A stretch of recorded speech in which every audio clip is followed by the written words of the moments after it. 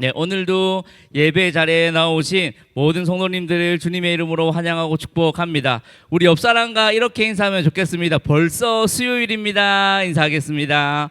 벌써 수요일입니다. 네, 벌써 수요일입니다. 네, 남은 이틀 동안 또 끝까지 이 자리에서 함께 얼굴을 보면 좋을 것 같습니다.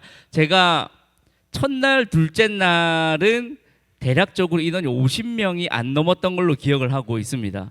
그런데 오늘은 거의 60명 가까이 나오셨습니다. 지금 정확하게 59명으로 제가 뒤에서 계산을 해봤는데요. 59명인 것 같긴 한데 굉장히 많이 나오셨습니다. 항상 이 은혜 자리에 함께 나와서 함께 이렇게 말씀을 보면 좋을 것 같습니다. 그래서 우리 공동체가 끝까지 주님과 함께 동행하는 귀한 공동체가 되면 참 좋겠습니다. 오늘은 빛 가운데로라는 주제로 함께 말씀을 나누고자 합니다. 오늘 본문은 우리가 잘 알고 있는 내용이기도 합니다. 그리고 마태복음이랑 마가복음에도 비슷한 내용이 거의 또 등장하기도 합니다. 그래서 고난 주간일 때마다 우리가 많이 듣는 본문 내용이기도 합니다. 예수님께서 십자가에 이거 달리셔서 돌아가실 때에 두 가지 현상이 나타납니다. 그 두 가지 현상을 오늘 본문에는 이렇게 표현하고 있습니다. 온 땅이 어두워졌더라. 그리고 휘장이 찢어졌다라고 표현하고 있습니다. 이제 휘장이 찢어진 현상에 대해서 말씀을 드리면 제가 금요 기도회 때 그 예배에 관련돼서 한번 하면서 잠깐 나눴던 적이 있습니다.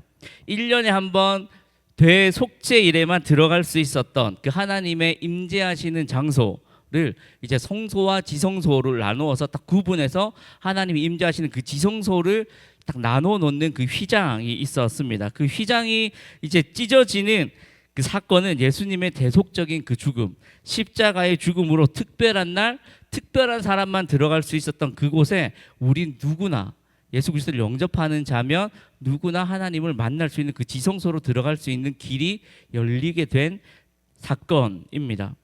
그래서 그동안은 어떻게 보면 막혀 있었던 길, 내가 아무리 하나님을 믿어도 갈 수 없었던 특별한 날 특별한 사람만 들어갈 수 있었던 그곳에 누구나 들어갈 수 있는, 누구나 하나님을 만날 수 있게 된 사건이 바로 예수님께서 돌아가시면서 휘장이 찢어진 사건입니다. 엄청난 사건입니다. 그런데 이 사건이 있기 전에 온 땅이 어두워지는 일이 일어납니다. 그리고 그 어두워진 시간을 보면 가장 태양이 강하게 내려쪄야 되는 그 시간에 태양이 빛을 잃어버리는 사건이 이제 일어나게 되어집니다. 이것을 많은 학자들은 이렇게 설명을 합니다. 하나님께서 우리를 구원하기 위해 독생자를 보내셨고 그 독생자가 달려서 고통받고 돌아가는, 숨을 거두는 그거에 대한 슬픔을 나타내는 것이다 라고 많은 분들이 표현을 합니다. 그래서 예수님께서 당한 고난과 희생에 대한 슬픔으로 그 일들이 일어났다라고 말을 합니다. 그래서 이 두 가지 현상으로 예수님의 죽음이 갖는 슬픔과 그 지성소의 휘장이 찢어져 누구나 하나님이 만날 수 있는 기쁨이 대조되고 있는 것입니다. 오늘 본문 46절을 보면 이렇게 말씀하십니다. 아버지, 내 영혼을 아버지 손에 부탁하나이다 라고 합니다. 여기서 사용된 부탁하나이다 라는 이 단어는 맡기다, 위탁하다라는 뜻이 있습니다. 그래서 하나님의 손에 의해서 자신의 영혼이 하나님 곁에 있기를 원합니다라는 의미가 담겨 있는 구절이 오늘 본문 46절입니다. 이 예수님께서 말씀하신 이 기도의 내용으로 비춰볼 때는 하나님을 향한 절대적인 신앙이 어떤 것인지를 예수님이 몸소 우리에게 보여주고 계신 것입니다. 그리고 이 말씀을 하시고 어떻게 합니까? 예수님께서 숨을 거두십니다. 우리가 읽은 성경에는 단순하게 숨을 거두시니라고 기록되어져 있습니다. 그런데 원어 성경을 보면 이렇게 되어져 있습니다. 영혼을 내어주심으로 죽음을 맞이하셨다. 그러니까 예수님께서 죽는 거는 그냥 강제로, 내가 죽고 싶진 않지만 십자가에서 이 고통을 당하고 싶지 않지만 당한 것이 아니라 죽음을 두려워하지 않고 자신의 생명을 기꺼이 자신의 의지로 내어드렸다라는 것을 의미합니다. 무엇을 위해서? 바로 우리를 위해서, 그리고 하나님의 뜻을 이루기 위해서 자기의 목숨을 내어드린 것입니다.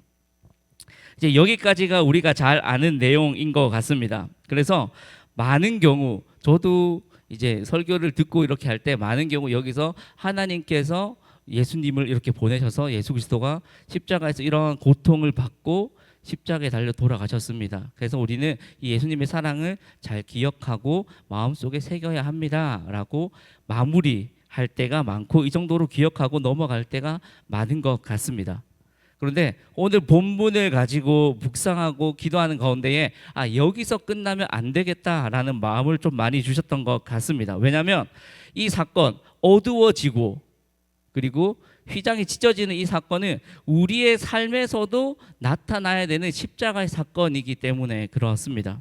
그런데 안타까운 거는 오늘 이 본문에 나타난 이 두 가지 현상, 온 땅이 어두워지고 휘장이 찢어지는 것은 우리 삶에 일어나야 되는 그러한 사건이지만 우리의 삶에서 반대로 일어날 때가 많다라는 것입니다. 우리가 예수 그리스도를 영접하면서 우리 안에 예수 그리스도의 빛이 들어왔습니다. 그런데 우리는 우리 스스로 그 빛에서 멀어져서 빛을 잃어버릴 때가 있습니다. 휘장을 찢으셔서 예수 그리스도를 언제든지 만날 수 있도록, 하나님을 언제든지 만날 수 있도록 그 길을 열어주셨는데 오히려 우리는 다시금 휘장을 쌓고 벽을 쌓으며 그 길을 우리 스스로 막는 모습들을 우리가 보이고 있다라는 것입니다. 네, 저는 개인적으로 제 믿음이 나쁘지 않다라고 생각하며 지내왔습니다. 그렇게 지내오면서 그리스도인으로서 당연히 사람이니까 연약함이 있고 누구나 부족한 부분이 있고 넘어지는 죄가 있으니까 이 정도면 그래도 많이 고치고 있고 많이 노력하고 있지라고 생각하면서 나름 스스로 이 정도면 한 중간쯤은 하고 있지 않나라고 생각하면서 지냈던 것 같습니다. 그런데 오늘 설교를 준비하고 이 고난 주간을 보내면서 내가 갖고 있던 이 생각이 너무나도 큰 착각이구나라는 것들을 알게 되었습니다. 왜냐하면 하나님께서 찢어주신 그 휘장이 제 안에는 분명히 존재하고 있었습니다. 지성소와 성소를 나누고 있던 그 휘장, 하나님이 임재하는 거룩한 곳, 그리고 그 밖에는 하나님이 임재하지 않는 곳으로 어떻게 보면 나눌 수 있는 그 휘장이 제 안에는 존재하고 있었던 것입니다. 그래서 사람들이 보이는 곳, 교회나 공동체 모임이나 또 다른 그 기타 내가 교회와 관련되어서 나의 예배, 나의 신앙을 드러내야 되는 곳에 있어서는 내가 지성소로 들어가려고 발버둥을 치고 있었습니다. 그런데 그렇게 발버둥을 치고 있다가 교회를 끝나고 나와서 예배를 드리고 모임이 끝나고 그렇게 나와서 삶의 자리로 돌아갔을 때는 정말 무소부지하신 그 하나님이 계심을 알고 있으면서도 지식으로만 알고 있고 그것을 삶에서 실천하지 않는 모습이 제 안에 너무나도 많다라는 것을 깨닫게 되는 것입니다. 오히려 그 휘장을 제가 더 많이 만들어가고 있는 모습이었습니다. 주님께서 나에게 사랑을 예수님을 보내주셔서 그 빛 가운데로 나를 초청하셨는데 그래서 모든 길을 열어주셨는데 주님 내가 그 빛을 받고 변화가 되어서 주님을 알게 됐고 주님께 나오게 됐습니다. 주님 그런데 지금처럼만 비추면 되지 않습니까? 내 뒤에 그림자 져 있는 이 죄들을 꼭 다 없애야겠습니까? 그 죄 가운데로 내가 나아가면 안 됩니까? 라는 모습이 제 안에 있더라고요. 그러면서 주님 빛을 더 비추셔도 돼요. 그래서 죄를 더 줄여 가셔도 됩니다. 그런데 완전히 없애지 마십시오. 라는 모습이 제 안에 있는 거를 설교 준비를 하면서 좀 많이 발견하게 된 것 같습니다. 빛이 비춰지면 그림자는 자연스럽게 생깁니다. 그러면 그 그림자가 없어지려면 어떻게 해야 될까요? 빛이 비치면 자연스럽게 생기는 게 그림자인데 그 그림자가 없어지려면 과연 어떻게 해야 되는가를 좀 묻고 이렇게 하면서 제가 수요 예배 때 했던 말씀이 생각나더라고요. 우리가 빛을 바라보고 있으면 내 뒤에 있는 그림자 진 게 보이지 않죠. 그래서 빛을 보고 따라가면 우리가 끊임없이 하나님께로 나아갈 수 있다라고 말씀드린 적이 있습니다. 그런데 거기서 끝이 아니더라고요. 그래서 오늘 본문을 묵상하면서 생각이 좀 바뀐 게 있습니다. 그 이유는 바로 이 구절 때문입니다. 예수님께서 하나님께 내 영혼을 부탁드립니다라고 하고 뭐 합니까? 숨지는 일들이 일어나게 되어집니다. 제가 앞에서 설명드렸던 것처럼 숨지신이라는 자신의 의지에 따라서 생명을 기꺼이 내어드렸다라는 것을 말을 하고 있는 것입니다. 이게 어떻게 다가왔냐면 내 가운데 그림자를 없애기 위해 내가 빛 가운데 나아가야 되는 건 맞지만 그 빛에 내가 삼켜져서 내가 죽어야만 뭐가 됩니까? 그림자가 없어진다 라는 것을 다시금 깨닫게 되는 시간이었습니다. 그런데 우리는 분명히 나를 비추는 빛이 있다라는 걸 압니다. 내 안에 예수 그리스도의 빛이 있다라는 걸 알고 그 빛이 비침으로써 내 안에 내가 정리해야 될 죄들이 있다는 것도 알고 있지만 주님 이거는 제발 건들지 마십시오. 내가 주님을 위해서 여기까지 포기했고 여기까지 나를 바꿔갔습니다.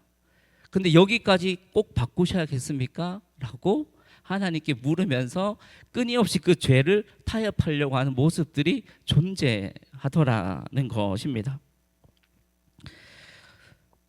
주님, 그런데 이 그림자를 주님 내가 이것만 가지고 있기도 참 힘듭니다. 그래서 이 영역에서는 또 이런 그림자를 더 만들고 싶습니다. 또 여기 가서는 이런 그림자를 내가 만들고 싶습니다. 그리고 이 그림자를 내가 만들어 놓은 영역에서는 주님께서 침범하지 마십시오. 내가 다른 데서 내가 교회에 나와서는 나를 죽이는 것처럼 내가 어떻게 해서든 해보겠습니다. 그런데 내가 있는 그 자리에서 내가 만들어 놓은 그 죄들, 내가 원하는 그 죄들은 주님 없애지 마십시오. 그 가운데 빛을 비추려고 하지 마십시오. 라고 하는 모습이 있는 것입니다. 그래서 그러한 모습들을 발견하게 되면서 내 믿음이 없었구나. 내가 하나님을 아는 지식은 분명히 있지만 그 아는 지식을 내 삶에서 나타내거나 내가 잘하고 있다라고 착각을 하면서 하나도 내가 하나님의 말씀을 행하려고 하지 않았구나라는 것들을 느끼면서 하나님을 인격적으로 만났고 하나님은 나를 인격적으로 대해주시지만 나는 반대로 하나님을 인격적으로 내가 대하지 않는구나. 내가 원하는 대로 하나님을 조종하려고 하는구나. 그러면서 내가 정말 죄인 중에 좀 죄인이구나라는 것들을 좀 깨닫게 되었습니다. 우리는 예수님께서 주신 그 사랑에 감사해서 이 고난 주간을 보낼 때 어떻게 합니까? 예수님이 나를 위해 달리셨으니까 나도 그의 사랑에 반응해서 나의 삶을 주님께 초점을 맞추겠다라고 우리는 많이 다짐을 합니다. 그래서 그 기간 가운데 미디어 금식도 하고 실제적으로 금식도 하면서 내가 조금 더 고통을 받는 모습들을 가지려고 노력도 합니다. 그래서 새벽을 깨우기도 하고 또 이렇게 저녁 기도회로 하나님 앞에 나아가기도 합니다. 그런데 그 사랑에 우리가 그냥 감사하고 내 마음을 거기에 맞춰야 되겠다 해서 끝나는 게 아니라 예수님이 십자가에 달려서 돌아가신 것처럼 나도 내 의지로 십자가에 나를 내어놓아야 되는구나 까지 우리가 나아가야 되는 것입니다. 그래서 그냥 거기까지 생각이 나아가는 것이 정말 나를 내 의지로 십자가에 나를 못 박고 내가 죽어야 비로소 누가 살아나는 겁니까? 예수 그리스도가 우리 안에서 살아날 수 있는 것입니다. 아마 우리 모두에게는 이런 그림자의 영역이 분명히 존재할 것입니다. 하나님께서 건들지 않았으면 좋겠는 죄의 영역들, 하나님께서 건들지 않았으면 좋겠는 나의 연약함들이 분명 있을 것입니다. 그래서 그 영역들을 보호하기 위하여서 나만의 휘장을 만들어 놓는다거나 아니면 나만의 루트로 빛에서부터 멀어지고 있는 건 아닌지 우리가 한번 스스로 좀 되돌아보면 좋겠습니다. 그리고 그것들을 되돌아볼 때에 정말 내가 휘장을 새롭게 만들고 벽을 쌓고 있는 모습들, 빛으로부터 도망가고 있는 영역들이 존재한다라고 한다면 그것들을 깨닫고 주님께로 돌아오실 수 있기를 주님의 이름으로 축복합니다. 우리가 빛 가운데로 한 걸음씩 나아가서 정말 그 빛이 나를 삼키고 내가 죽으면 어떠한 일이 일어나는가가 오늘 본문에 너무나도 정확하게 기록되어져 있습니다. 47절에 이렇게 기록되어 있습니다. 이 사람은 정령 의인이었도다. 이거는 백부장이라는 사람이 한 말입니다. 이 백부장은 예수 그리스도가 십자가에 달려서 죽기까지 감독하고 그 처형을 관리하는 사람입니다. 로마 군인이었습니다. 처형의 현장에서 예수님이 어떻게 행하시는지를 보고 또 일어나는 그 현상들을 통하여서 어떻게 합니까? 이 사람은 정녕 의인이었다라고 하면서 하나님께 영광을 돌리는 모습이 이제 나타나게 되는 것입니다. 이 누가복음에는 지금 우리가 읽은 것처럼 정령 의인이었도다라고 되어 있지만 마태복음과 마가복음에는 백부장이 예수님을 하나님의 아들로 고백한다, 그 고백했다라는 것들이 기록되어져 있습니다. 이 백부장은 자신의 뜻을 주장하고 자신이 원하는 대로 행했던 예수님의 모습이 아니라 하나님의 그 뜻에 자신의 생명까지 온전히 내어놓은 그 예수님의 그 모습을 보고 뭘 한 겁니까? 하나님이 어떤 분이신지, 그리고 이 예수 그리스도가 어떤 분이신지를 정확하게 깨닫게 된 것입니다. 그 사랑을 직접 바라봄으로써 예수님이 정말 하나님의 아들이었다, 이 사람은 정말 의인이었다라고 고백하는 일들이 일어나게 된 것입니다.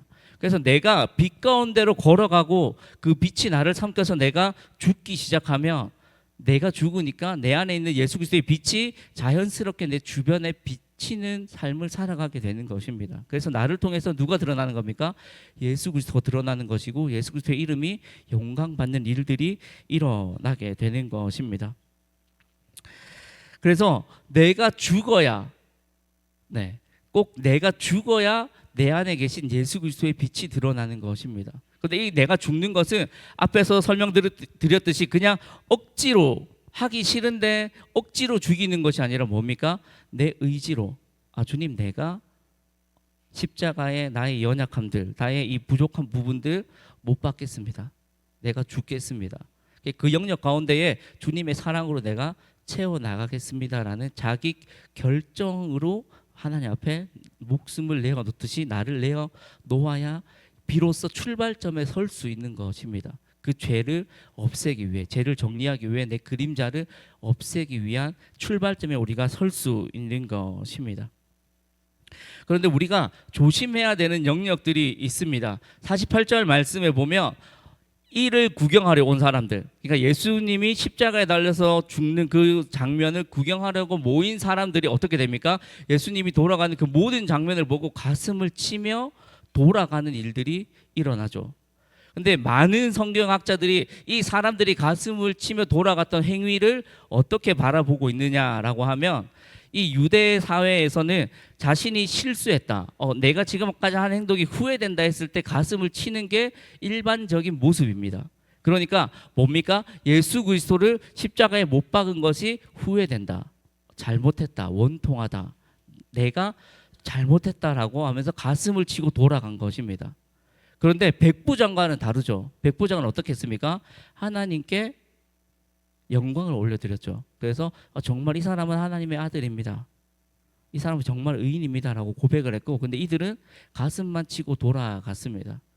이제 여기서 우리가 주의해야 될 점이 나옵니다. 나의 연약함을 주님께서 비춰주셨을 때 우리가 그냥 원통하고 그냥 후회하고 가슴만 치며 돌아가서 끝낼 것인가, 아니면 진짜 내가 빛 가운데로 나아가서 나의 것들을 주님 앞에 내어놓을 것인가는 이제 그때부터 우리가 결정해 나가야 되는 상황인 것입니다. 그래서 많은 학자들이 이 무리들이 하나님께 돌아오지 않았을 것이다, 그냥 단순히 자신이 예수를 못 박으라 했던 것, 그 지도자들과 대제사장들이 자신들을 유혹해서 해서 그 유혹에 넘어가서 이렇게 했던 그 모습을 그냥 후회하는 것으로만 바라보고 있는 것입니다. 그래서 우리가 이거를 우리에게 적용하면 이렇게 되는 겁니다. 내가 잘못을 느끼고 주님 앞에 나아가서, 주님, 내가 이 영역에서 너무 연약하네요, 이 영역을 주님 앞에 내어놓겠습니다, 다시는 하지 않겠습니다 라고 기도하고 끝내면 이 무리와 똑같은 모습을 갖는 겁니다. 말로만 하고 실제로 내가 행동을 하거나 인정하지 않는 모습인 거죠. 그런데 하나님, 진짜 내가 이 영역에 있어서 내가 교회에서 들어서 죄다라고 인식을 하고, 그냥 사람들이 죄다라고 말을 하니까 죄로 인식을 하고가 아니라 정말 내 모습을 하나님 앞에 비춰봤을 때, 주님, 이 모습은 진짜 죄입니다, 그래서 내가 이 모습을 인정하고 주님 앞에 내려놓습니다 라고 하고, 그 죄에서 정말 돌이켜서 회개하고 나아가는 것은 다른 차원인 것입니다. 회개라는 단어는 제가 몇 번 이렇게 설명을 드렸지만, 우리가 이쪽 방향을 보고 나아가다가 잘못했습니다 하고 180도 바꿔서 나아가는 것이 회개입니다. 그래서 실제로 회개라는 단어를 원어로 뜯어다 보면 물리적으로 위치가 옮겨지는 것을 의미하고 있습니다. 그러니까 그냥 내 잘못을 주님 앞에 고백하고 그냥 후회하고 그냥 끝내면 회개하는 게 아닌 게 되는 거죠. 그냥 무리처럼 그냥 내가 잘못했구나 라고 하고 그냥 넘어가는 겁니다. 근데 회개는 내가 잘못한 걸 정말로 인정을 하고 뭐 하는 겁니까? 거기서 100% 돌이키는 행동을 하는 게 회개인 것입니다. 우리는 여기까지 가야 되는 것입니다. 그래서 우리가 조심해야 되는 것은 잘못을 후회하고 끝내서는 안 된다라는 것입니다. 이 무리처럼 자신들이 잘못했으면 뭐 해야 됩니까? 내 자해를 고백하고 주님께로 돌아가는 일들이 있어야 되는데 그냥 자신들의 삶의 터전으로 돌아가 버렸죠. 우리에게는 이런 일이 있어서는 안 된다라는 것입니다. 그래서 하나님께로 나아가서 내가 쌓아놨던 그 휘장과 담을 무너뜨리실 수 있기를 주님의 이름으로 축복합니다. 우리가 십자가를 바라볼 때마다 우리가 고난주간뿐만이 아니라 교회 오면 지금 스크린에 가려 있지만 저희 교회에 온 사람들마다 앞에 십자가를 보고 굉장히 이쁘다, 아름답다라고 많이 합니다. 그리고 또 개 중에는 차에 십자가를 달아놓고 계신 분들도 있습니다. 그런데 충격적인 사실은 차에 십자가를 달아놓으면 하나님이 나를 지켜주셔서 사고가 나지 않을 거야 라고 부적처럼 십자가를 소지하고 계신 분들도 계십니다. 실제적으로 그런 분들이 계십니다. 그래서 각 방마다 십자가가 있는 집도 가봤습니다. 신방에 갔는데 각 방마다 십자가가 있습니다. 그래서 이유를 물어보니까 이렇게 하면 귀신이 안 들어올 것 같아서, 부정타지 않을 것 같아서, 하나님이 지켜주실 것 같아서 라고 십자가를 걸어놓고 있었습니다. 저희가 수요 예배 때 십자가에 대해서 한번 나눈 적이 있지만 예수님께서 십자가를 지고 올라가실 때에 따라오던 여인들에게 뭐라고 하십니까? 이 십자가는 내가 지고 있기 때문에 너희가 나를 보고 안타까워서 우는 게 아니야. 너희 가족과 너를 보고 울어야 되는 게 바로 십자가야 라고 예수님께서 가르쳐 주셨죠. 그처럼 십자가를 통해서 뭘 해야 됩니까? 내 안에 있는 죄를 우리는 직면해야 되는 필요가 있는 겁니다.